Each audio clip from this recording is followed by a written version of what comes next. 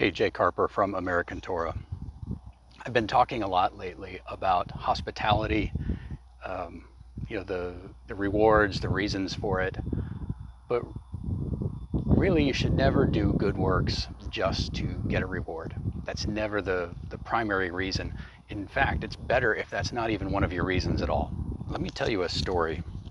It's from 2 Kings chapter 4, verses 8 through 17. Now it happened one day that Elisha went to Shunem, where there was a notable woman, that means a rich woman, and she persuaded him to eat some food. So it was, as often as he passed by, he would turn in there to eat some food. And she said to her husband, "Look now, I know that this is a holy man of God who passes by us regularly. Please let us make a small upper room on the wall, and let us put a bed for him there, and a table and a chair and a lampstand. So it will be, whenever he comes to us, he can turn in there."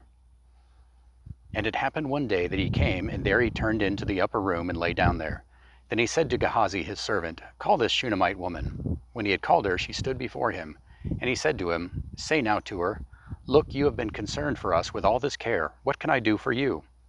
Do you want me to speak on your behalf to the king or to the commander of the army?" She answered, "I dwell among my own people." So he said, "What then is to be done for her?" And Gehazi answered, "Actually, she has no son, and her husband is old." So he said, "Call her." When he had called her, she stood in the doorway. Then he said, "About this time next year you shall embrace a son." And she said, "No, my lord, man of God, do not lie to your maidservant." But the woman conceived and bore a son when the appointed time had come of which Elisha had told her.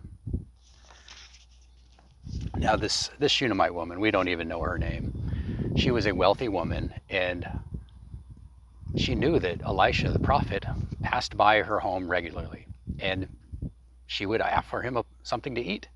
And she said to her husband, "You know, this guy comes by here all the time, and we know that he's a man of God. He's on a mission all the time. He is God's prophet. So let's do a little bit more. I mean, we've got the means." So they built him a room on the roof, and this was a very common place for guests to stay. Maybe they'd put up a temporary shelter like a sukkah or something.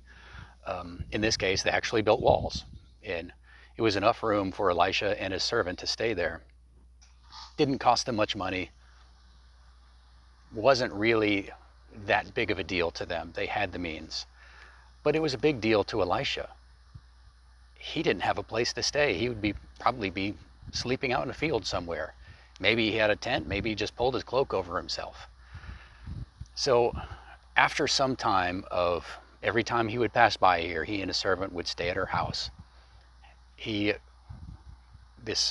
arrangement of this conversation was very odd.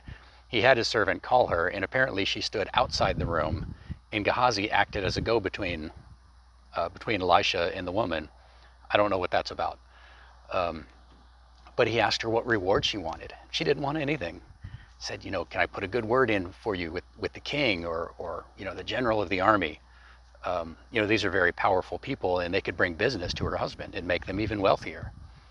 But she said, "I dwell among my own people." In other words, she wasn't ambitious. She had no interest in politics or gaining influence in the wider country. She was a good woman in her own community, and she minded her own business. It's a good example to follow. So he said to his servant, "What do we do for this woman?" And of course, they knew her well. And Gehazi knew her probably better than Elisha, because he probably acted as a go-between frequently. And so he said, "Elisha, she doesn't have any children, and she's old, and her husband is old." So Elisha told her she would have a child. And she didn't ask for this. It was something she would never ask for. She didn't even believe it when Elisha told her about it. But a year later, she had a son. She never invited Elisha to come to her home expecting a reward. She didn't invite him to dinner thinking that, he was going to put a blessing on her house or do some miracle for her. She didn't build a roof on her rooftop. She didn't build a room on her rooftop in order to get riches. She was already rich. She didn't want political influence.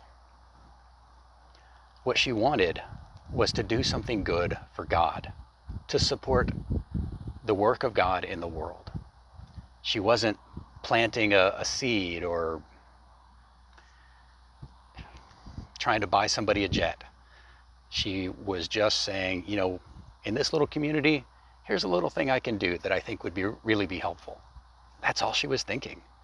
And God rewarded her far beyond anything she expected. But let me read you something else. This is Yeshua in Matthew chapter 6. Take heed that you do not do your charitable deeds before men to be seen by them. Otherwise you have no reward from your Father in heaven. Therefore, when you do a charitable deed, do not sound a trumpet before you as the hypocrites do in the synagogue and in the streets, that they may have glory from men. Assuredly, I say to you, they have their reward. But when you do a charitable deed, do not let your left hand know what your right hand is doing, that your charitable deed may be in secret, and your Father who sees in secret will reward you openly. When the Shunammite woman in her old age gave birth to a son, everybody knew. She didn't ask for anything. She didn't tell anybody about what she was doing for Elisha. Elisha just wanted to do something good back. And all of the neighbors were talking about it for years. And in fact, here we are, 2,700 years later, still talking about the Shunammite woman and her miracle son.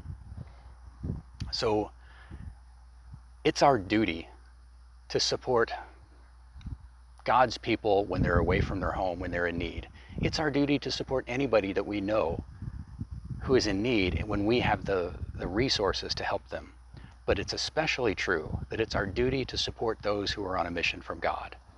And if that means just inviting them over to your home for a place to stay instead of putting them up in a hotel, or putting them up in a hotel if that's what they want, as long as they're not using their own resources, that's great. It doesn't have to be something spectacular, just little things. And invite a teacher over to your home. Sorry, I've got gnats flying around out here. One of the costs of recording these videos outside. Whatever you do, don't do things that are your duty to God expecting a reward. There is no guarantee that anytime you do something good, you're going to get a reward. Who knows how many times that woman fed Elisha and his servant or put them up for the night. And even after all these years, she still didn't expect anything. And that's why she received such a great blessing, because she gave without expecting anything back. This is Jake Harper from American Torah. Be blessed.